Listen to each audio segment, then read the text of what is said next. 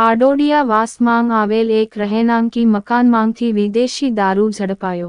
શહેરના દીપક ચોક નજીક આવેલા આડોડિયા વાસમાં રહેતી કમલાબેન અશોકભાઈ રાઠોડના રહેણાંકી મકાનમાં ઘોઘા રોડ પોલીસે રેડ કરતા તેણીના મકાનમાંથી વિદેશી દારૂની નાની બોટલ નંગ 10 મળી આવતા પોલીસે કમલાબેન વિરુદ્ધ જરૂરી કાનૂની કાર્યવાહી હાથ ધરી હતી, જ્યારે મહિલા નાસી છૂટી હતી।